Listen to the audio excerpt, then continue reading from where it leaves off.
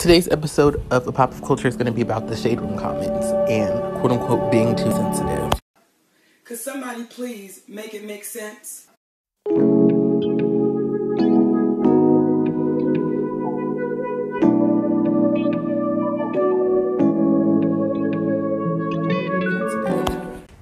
Hey everybody, welcome to A Pop of Culture. I am your host, Esoteric and Facetious, and this is my video essay podcast, A Pop of Culture, where I speak on pop culture, social justice, and the human experience from a Black, bisexual, millennial perspective. Everything, and I mean everything I say, should be taken with a grain of salt, as I'm simply a recent college grad with access to a recording device and the internet. With that being said, my shouldn't be your sole reason to critique my views unless it's truly relevant. If you disagree with anything I say, let's have a civil conversation in the comment section below. Before I get into the meat and potatoes of this video, I want to shout out my cover channel, A Pop of Culture Sings, where I sing throwback R&B, contemporary R&B, pop music, whatever I'm feeling, whatever you're feeling. So if you want to be down like Brandy, if you're down with the click, and if you're not down with my R.I.P. Aaliyah, then definitely feel free to check that channel out. Now let's get into the topic of this video. The topic of this video is going to be the shade room comments and what they reveal. So if you are not familiar with the shade room is an urban platform primarily based on Instagram that talks about Black events, Black celebrities, Black drama, anything related to the Black community. It's going to be on the Shade Room. The Shade Room has over 24.2 million followers.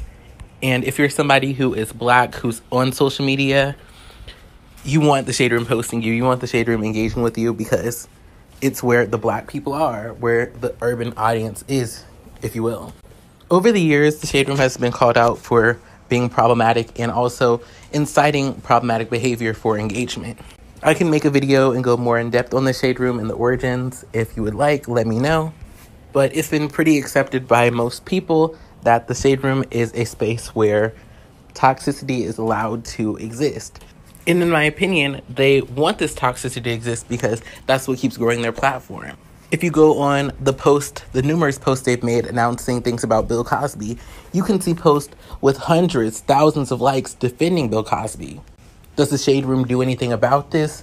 Do they stop people from saying things about this? No. They'll post about Lil Nas X, and there'll be all types of homophobic things in the comment section. There'll be hundreds, thousands of likes on hateful comments. And are they going to stop that from happening? No. And why is that? Because their social media platform runs on engagement. I remember there was a time a while ago where they were saying, we're going to reel things in and we're going to try to take control of the comment section. If you say something hateful, you're not going to be platformed here. We're not going to allow your stuff to stay. But months later, you can see people spreading misinformation, people spreading homophobia, people spreading misogyny, misogynoir. You pick one and it's in the Shade Room comment section. And I could see if it was when the posts were going viral, okay, maybe when this post goes live, you're not going to be able to moderate each comment because y'all are getting thousands of comments. But a week later, 3 to 4 days later, if y'all are a staff, then somebody should be able to moderate these comments and say, wait a minute, this isn't okay, but here's the problem. And this is my viewpoint with the Shade Room. In my opinion, the Shade Room's goal is to get engagement and to appeal to as many people as possible. And in order to do that, they can't stop people from saying homophobic or transphobic or bigoted things, because if those people feel like they're not welcome on the Shade Room, they're going to take their energy and engagement elsewhere. The Shade Room wants as many people to comment on a post, engage with the post, and like that post as they can, because they're using that reach that they have to make money, to get sponsorships, they're trying to expand their business. And in fact, sometimes I feel like they incite things. I remember somebody made a video critiquing the Shade Room, and they talked about how there was this video of Laverne Cox working out and how they posted that on there. But sometimes people will post something knowing that it'll get engagement, and they may try to make it all innocent and be like, guys, doesn't Laverne Cox look wonderful today? But they know their audience, and they know that there's going to be people who are going to engage with the post in a negative way, and that's going to push it forward.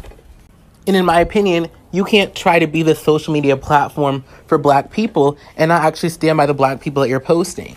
Because if you're wanting big name artists like Lil Nas X to give y'all attention, because that's what y'all want. Y'all want these celebrities to comment on your posts. You want the celebrities to follow the Shade Room because that gives y'all more attention and more clout. Then y'all need to actually say when you do a post about Lil Nas X, any homophobia, any hate speech will not be tolerated. But that's the issue. They want the celebrities, but they also want these everyday average black people on here who may be homophobic and transphobic to engage with their content. And at some point, you have to make a choice. You have to make a choice. Okay, we want our brand to appeal to black people of this demographic or experience.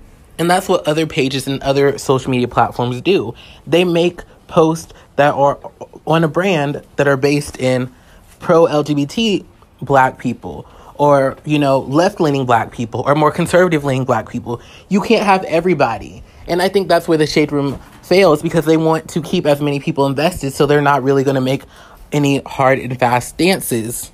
But the problem is that's not sustainable, because you're never going to get people like Lil Nas X and other celebrities who are actually allies to the community to fully invest in y'all and, like, give y'all an interview. Like, okay, a Shade, like, that's, like, that would be so cool if they have something like a Shade Room exclusive. Imagine that, like, the Shade Room has, like, their own show, kind of like the Red Table Talk or something, where all the biggest celebrities come and give their thoughts to the Shade Room first. They don't announce their album until they go on the Shade Room exclusive. But the problem is nobody's going to want to co-sign the Shade Room. I mean, some people are, because if they've got clout and they've got followers, but I feel like people are not going to want to fully invest in the Shade Room if they feel they're not going to be protected, or groups that they actually advocate for are not going to be protected. Lastly, we're going to get to the comment, y'all are too sensitive. And this is a comment that grinds my gears on so many levels. Whenever there's something homophobic or transphobic posted on the Shade Room, people who are cisgender heterosexual people will say things like, y'all are too sensitive.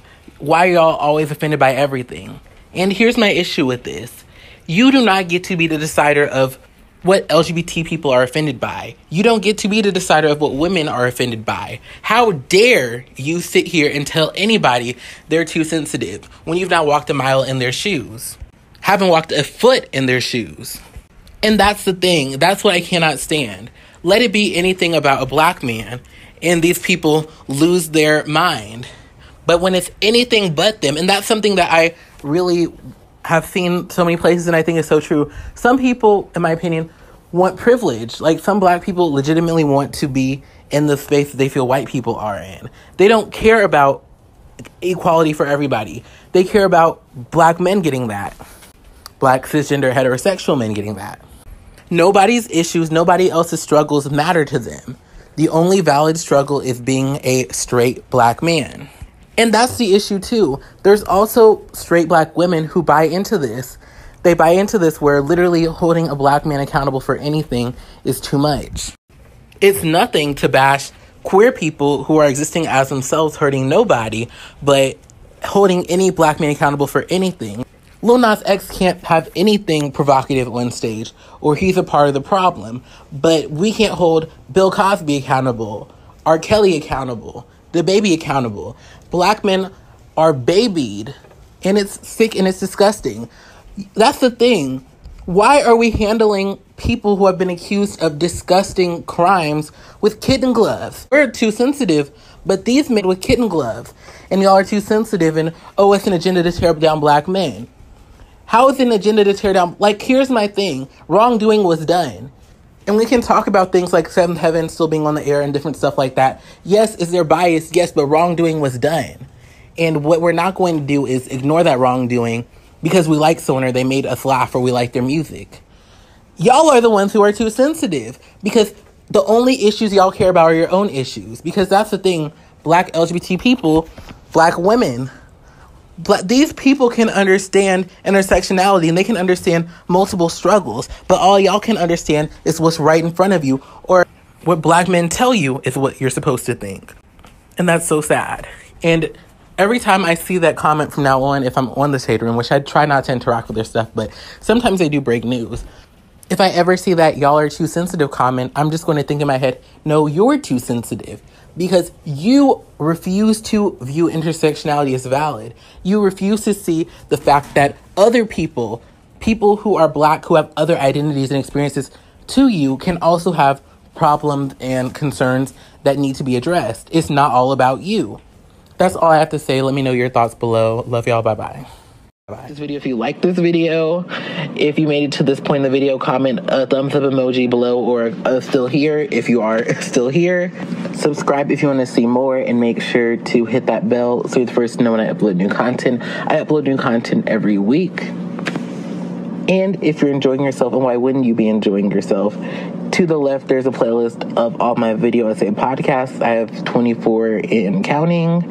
In the center is a button to subscribe if you just haven't had a chance to subscribe and you would like to. And to the right is a playlist of all of my covers and parodies. So if you are wanting to check those out, feel free to do so. And if you want to support me, if you want to support the show, first and foremost, a non-financial way you can support is just through sharing this video. I can make the thumbnails, I can, make the titles, I can do the tags and do keyword research. But one of the best ways that I can grow my brand is through y'all sharing this content with other people who like this type of content, because I nor you can control the algorithm, but I can control the quality of the content I make, and y'all can, if you enjoy the content, share with people who can like it, so that way, if y'all are feeling it, it's getting put out there, whether, the algorithm favors it or not. Somebody's gonna see it because you resonated with it and you resonated with me, and now you're sharing it with other people. So if that's a non-financial way you can support the channel, and if you do want to support the channel financially, my Cash App is linked in the description of this video. I'm trying to, upgrade my production quality and just, keep growing and expanding and, doing bigger and better. So if you want to help and support that vision, feel free to do so. All those who donate to the channel will be featured in the credits of all of my videos on both of my channels. Thanks so much for watching. Love you all. Bye-bye. See you next time.